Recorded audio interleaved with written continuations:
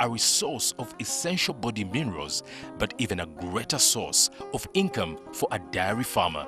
For years in Uganda, cattle keeping with an aim of long-term milk production has been known to increase food security, improve household income, and satisfy the insatiable demand for locally produced milk. The safety and quality of this raw milk, however, starts on the farm, and if well maintained, dairy farming will change your life. Coming up on Seeds of Gold. But at a later time, I realized that there was a need at my retirement to do some kind of business. And I was passionate with hotel. So I was able to put on some hotel. And I felt that the business that would do best with my hotels was cattle keeping. But one thing I've always liked about it is that you can never fail to get money. Every day, whether it is 10 liters or 20 liters, you have money. In the afternoon, you have money because you milk twice a day. So if you are lucky and you put a lot of effort in the dairy, finally, you certainly would make some benefits.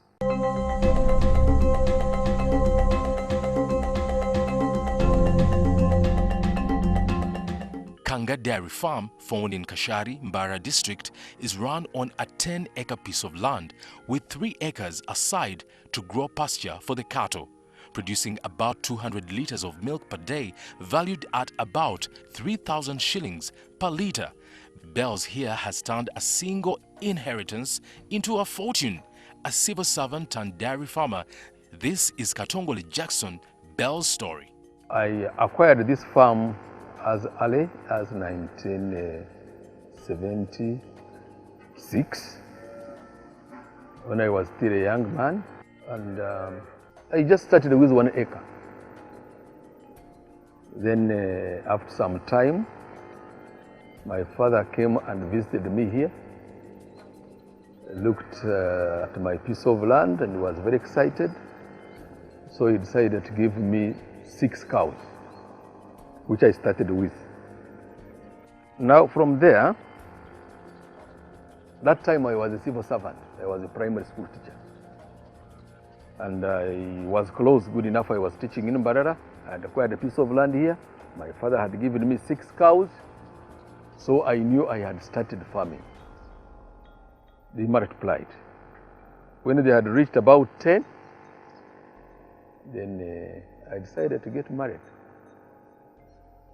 So I paid 6 off and remained with only 4 again.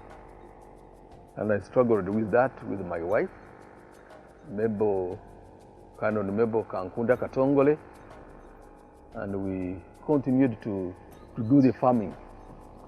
So that time it was actually this traditional way of managing the animals.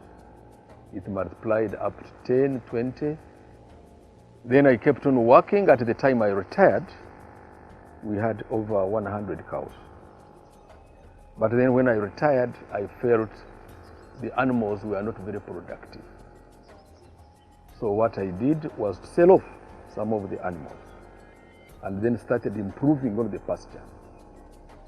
Then providing water.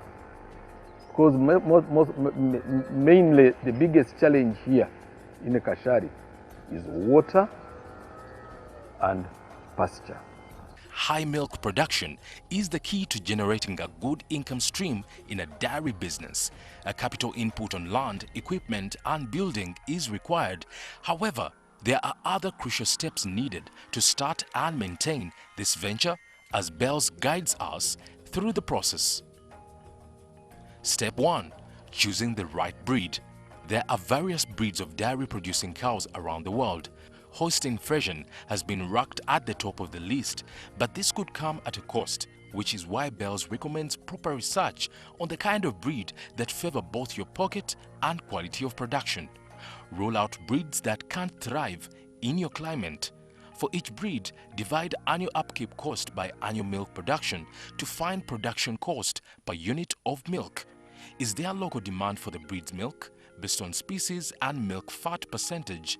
What about for butter and cheese, where a high fat percentage is useful? How much time and money does it take to raise a calf to milk producing age? How much can you sell the male calves for? Which brings us to step 2, feeding. That cow must be fed properly, must give it enough water. And if it gives you a calf, if you want more milk from that calf at one time, the calf must also be carefully taken care of. Regular feeding. Regular feeding. It's not a question of giving the cow grass or what. The cow, it eats, the cow, if it is giving you some milk, 20 liters and above, then you need to give it more food. Then that one, it gives you less, you can give it less, but the one that gives you more food, more milk, it needs it a lot more than the other animals. Certainly, there are a variety of feeds you need to give the cow, but you also need to be very calculative. If I buy this, shall I finally get something out of it that is worth cost effectiveness? Me, what I will tell you is what I'm currently giving my animals. I am currently giving them brewer's mash. Another important feed that I give a lot of respect is silage. Silage is very good, is very rich. Once you make it very well and you give it to your cows, certainly you always get a good yield. Another one is planned for the dry season. Make sure there is enough hay, enough silage. If you have to continue getting milk, same range. Currently, for example, we have been getting, for the last 2 years, we've been getting the range of 200 liters and 300 liters, 350. We have not gone below 200. But over recent, before they were only depending on pasture, we would go up to about 80. But now our last yield has always been at 200 and plus. So I feel that's what we are able to do, but I know others feed their animals with more than what I do, and the yield is higher than mine, certainly. Important to note here is that the main difference between hay and silage is that the hay is grass cut and dried to use as animal fodder, whereas silage is the fermented green forage fodder stored in a silos. Since silage is fermented, it has less prone to spoilage. This means it provides a higher value feed for longer than the equivalent hay. Step 3. Breeding. Generally, milk is gathered once a cow has delivered a calf, and she will continue to produce milk for about 10 months before a decrease. As long as a cow continues to have calves, it will produce milk, which makes breeding another important step. Later on, I had an opportunity to work in Bushenyi. When I worked in Bushenyi, I was very much challenged. I looked at their animals and I was very impressed. They had very good exotic animals and crosses. So I also decided to cross my own cows. The way I did it was to buy bulls from Bushenyi. So I would get a bull, put it on my herd. We had about 20 cows that time. And then we would get crosses, which were easy to maintain, and even the milk started improving. Then later on, I decided to move to AI, because most of the people in Bushenyi were using AI.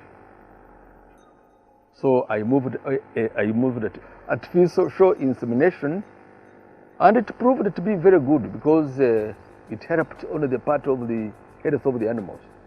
Because the bull used it to get out and come back, at times come with ticks, at times with some infections and would affect our cows. So moving to AI, it helped me a bit. and the cows started to change later on, the milk improved. Up next, some of the best dairy farming practices to ensure high milk production.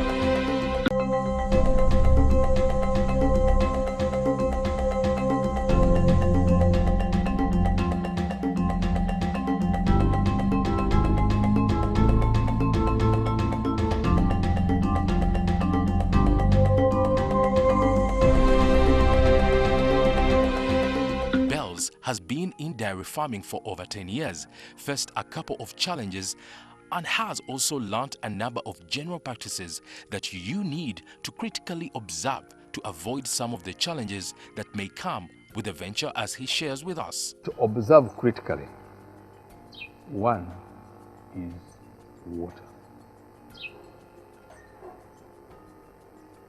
The experience we used to have was that the way traditionally we were looking after animals, a cow would travel a distance to go and get water. Not until we later learned that the more distance a cow covers, the more milk it loses. So most important, there should be water. And I never knew that a cow would take around 100 liters of water every day. I just learned it when I started serious farming. So water is very essential. The hygiene maintenance basically starts with the calf, in the calf pen. You know, quite often we used to put our calves in some kind of hut, at times roofed or unroofed. That the cows really go through, the calves go through there, is very dangerous. You know, they can leak any part of that area.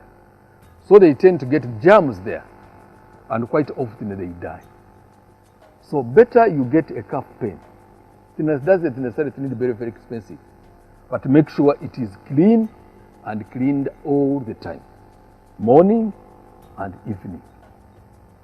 Then another important thing is where you milk your cow. It's very important to get some good clean place, and you don't necessarily need to build another a big milking parlor. You can have, SNV has been helping farmers with three starters, just 3 cows at a time, because we don't have very many milkers. You can have 1, 2, 3. So when the cow is going to be milked, you put it in there instead of leaving it out in the mud. And as you are milking, sometimes the mud goes into the milk, splashes into the milk, splashes on the person who is milking, and with time infects the milk, infects the cow, and at times infects the calf. So those are the most important areas. Another thing is the water again. The troughs need to be cleaned as often as possible, because once the cows keep on taking water from the same trough, with time some other crops and some other germs grow in there. Anyone can milk a cow, but milking can also be upgraded some professional level. I also didn't know that. I thought, and still people think, that if I've been milking my father's cows, I still can milk my animals properly. But the experience has shown me that even milking, you need to be trained on how to do it. You have to do it so that you don't strain the animals when you are milking, and you don't cause some problems when you are milking the cow, even paining it. So there must be some training for you to know how to milk the cow professionally. So anybody can milk the cow, but you may not milk it necessarily professionally. We now take a professional view on disease control for the cattle. Here at Bukola Chemical Industries, we realized that normally cattle keeping, as we know it very well, that we aim at changing the grass into milk. So the main reason as to why we keep these animals, we have to ensure that we fight the ectoparasites and the ectoparasites. As we look forward to increasing milk production or beef production, there are other animals which are also feasting or competing for these nutrients. So for us, our aim as veterinary people, we aim at giving you drugs to help you reduce the effects of these ectoparasites and endoparasites. And that's why we normally recommend a farmer to be dipping or spraying the cattle every month. You are supposed to have a schedule on your farm. In most cases, every month, that is when we are supposed to be deworming. But for spraying and dipping, I normally recommend it should be done every week. So you can say every Saturday I'm going to be spraying. Here at Bukola Chemical Industries, we have all the varieties of acaricides. We have duodip, norotras, the difference. But normally these acaricides are divided into two groups. We have a broad name, which would refer to amitrases. And those are the ones where we mix 2 ml of the drug in 1 liter of water. For a jerrycan, you need 40 ml of the drug in 20 liters. Maybe they would not work on those stubborn, what they call kawawa in local language. But we have other cypermethrins, the drugs which have a high concentration of cypermethrin, like duodip, like Biatico and other drugs. Those ones, you mix 1 ml of the drug in 1 liter of water. That means in a jerrycan, you put 20 ml of the drug in 20 liters of water. And we find the cypermethrins, they are very good because they even on flies. Find that if you spray, you don't have many problems of the flies, or at least the burden would be reduced. For deworming, as I had told you, it's always good to deworm every month.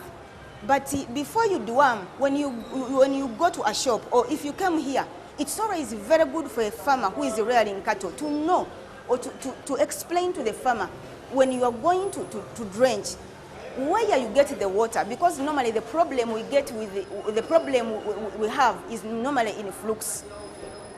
Flux, we find that flux, the burden of flux is seen in those animals which take their water from swamp areas and those dams, the dirty water. But for those who are having the cattle which are feeding, let's say on tap water or cleaner water or which is treated, you'll find you can go for an albendaz or a drug which does not consider the fluke part. So I would always recommend any farmer, whenever you are going to a shop to buy a drench, you explain to the person that I'm rearing cattle, and the animals are feeding in a swampy area, they are feeding on this kind of water. In that case, the person can easily advise you. Dairy farming can be a very profitable venture, especially if you put your heart to it, as Bells explains. At the time I was born, I was very lucky. I found cows at home. So then there was no question of choice, because cows have been part and parcel of me. I grew up with them. All the fees I got was from the cattle. So I don't know basically any other business. But at a later time, I realized that there was a need at my retirement to do some kind of business. And I was passionate with hotel. So I was able to put on some hotel. And I felt that the business that would do best with my hotels was cattle keeping, because I would need meat, I would need milk in the hotel. So basically, that's how I became very passionate with the animals. The issue of whether I'm benefiting out of them, whether really that business is cost effective, I have realized when you go into those details, you may not go ahead with cattle keeping. But one thing I've always liked about it is that you can never fail to get money. Every day, whether it is 10 liters or 20 liters, you have money. In the afternoon, you have money because you milk twice a day. So if you are lucky and you put a lot of effort in the dairy, finally, you certainly would make some benefits. Then I would actually, people who have got land, encourage them to make an attempt to go in farming. It's an expensive venture, but it is also beneficial. One thing that has encouraged me, although the milk is very low, at least I have something to sell. It is low, but I still can get money. But at times you do some business and you finally end up collapsing and you have nothing even to sell to give you money. So there is no way I can leave cattle. If I'm stuck with the milk, I can sell a young bull there and I get money. If someone gives me 1 million, if I am completely stuck, I can sell a heifer. And the heifer goes now between 2 million and 3 million. When it is in a calf, then you would get about 4 or 5 million. So getting a calf from my farm, if it is in a calf, it can't be less than between 3 million and 5 million. So I feel if you put a lot of attention on the animals, and you give it all that really they require, you certainly cannot go wrong. You too can make it today if you only start, only on Seeds of Gold.